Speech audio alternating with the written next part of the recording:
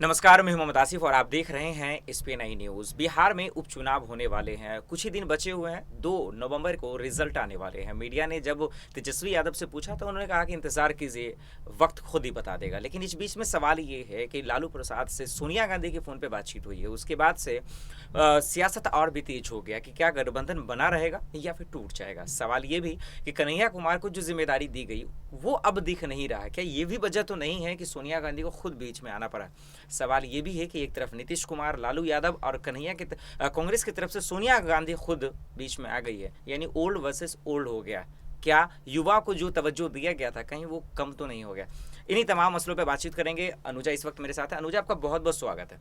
सबसे पहला सवाल ये है, अब वो ये कि तीनों पार्टी जो है ताबड़तोड़ तरीके से तैयारी कर रही हैं। इस बीच में, इस रेस में आगे कौन लग रहा है आपको?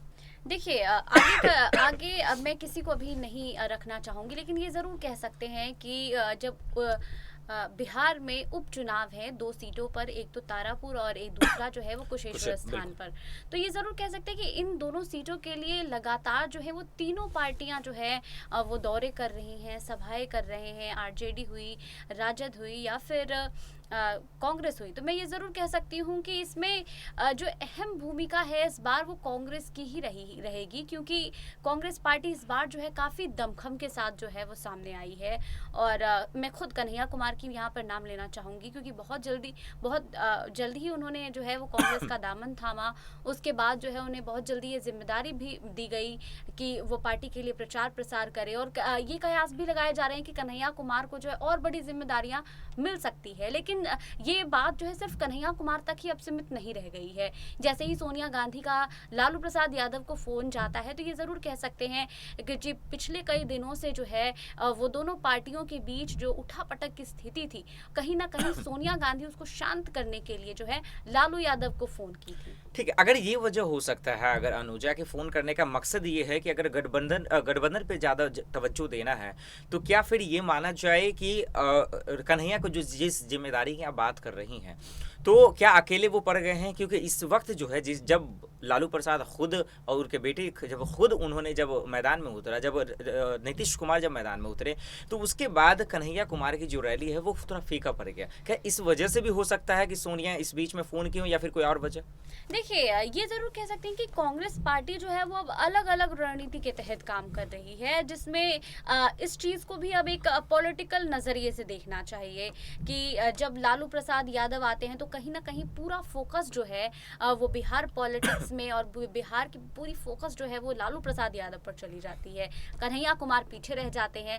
तो इस बीच जो है वो कांग्रेस पीछे नहीं रहना चाहती है। इसी वजह से मैं ज़रूर कह सकती हूँ कि जैसा कि आपने जिक्र किया ओल्ड वर्सेस ओल्ड, तो वही चीज़ अब यहाँ पर देखने को मिल रही है कि लालू प्रसाद जब आते हैं कुशेश्वर स्थान या तारापुर जाते हैं सभाएं करने के लिए, उसके बाद सोनिया गांधी जो है उनसे बात करती, तो ये ज़रूर कह सकते हैं कि कन्हैया कुमार जो है उस वक्त लालू प्रसाद से डील नहीं कर सकते थे। इसी वजह से पार्टी हाईकमान को इस बीच में आना पड़ा। लेकिन अब सवाल ये है अनुजा कि वक्त ज़्यादा है नहीं, 2 नवंबर का वक्त है। आज आप देख ही रही हैं कि 27 हो गया अक्टूबर। तो सवाल ये है कि जिन 3 शख्स नेताओं का हम और आप युवा का जिक्र कर रहे थे कि जिम्मेदारियों को बाखूबी निभाएंगे, इस रेस में सिर्फ 1 से 2 दिन कन्हैया कुमार तो नजर आए, रैली करते नजर आए। उन्होंने जमकर हमला भी बोला, तेजस्वी यादव पे कटाक्ष किया, उसके बाद उन्होंने भी कटाक्ष किया, जिसका सवाल मैं आगे लूंगा। लेकिन इस बीच में जिग्नेश मेवानी और हार्दिक पटेल नजर नहीं आए।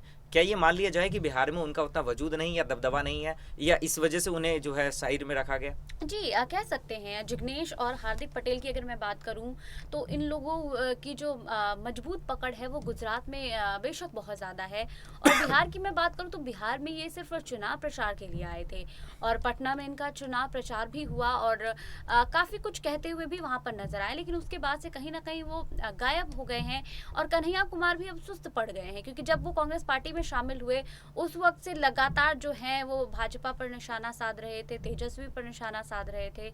लेकिन अब इस चीज़ को देखने को मिल रहा है कि लालू प्रसाद जब से राजनीति में एक्टिव हुए हैं उसके बाद से कहीं ना कहीं कांग्रेस पार्टी अब शांत हो गई है। शांत हो गए। लेकिन सवाल ये है अब अनुजा वो ये कि नीतीश कुमार ने जो है जब रैलियां की, जब उन्होंने देखा कि विपक्ष सक्रिय हो रहा है, तो उन्होंने जो है ताबड़तोड़ फिर जो है बयानबाजियां किया, जिस तरह से विधानसभा में देखने को मिला।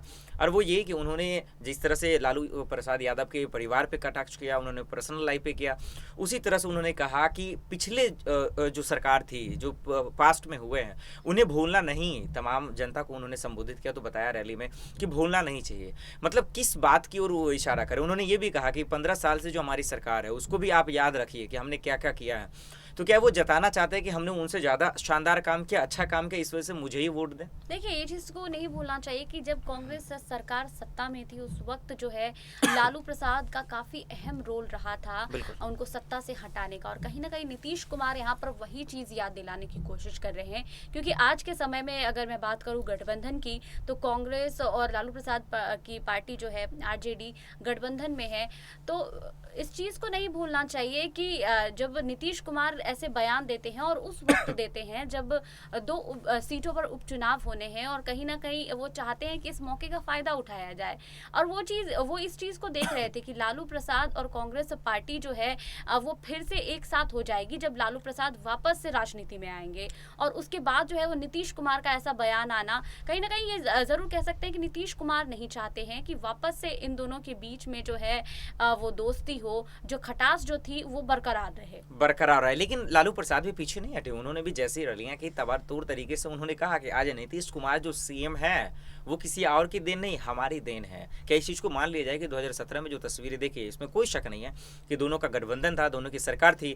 किसी को यकीन नहीं था कि नीतीश कुमार जो है पार्टी का अचानक से छोड़ देंगे उनका दामन और बीजेपी से दामन थाम लेंगे, क्योंकि उस टाइम का जो चुनाव था बहुत खतरनाक था। तो क्या मान लिया जाए कि लालू यादव ने जो कहा वो बिल्कुल सही है कि उन्हीं के बदौलत वो नीतीश कुमार सीएम बने? जी, कह सकते हैं, क्योंकि लालू प्रसाद यादव के अगर राजनीतिक करियर को देखा जाए तो उन्होंने बहुत संघर्ष किया है, और कहीं ना कहीं इसका फायदा जो है नीतीश कुमार को भी मिला है।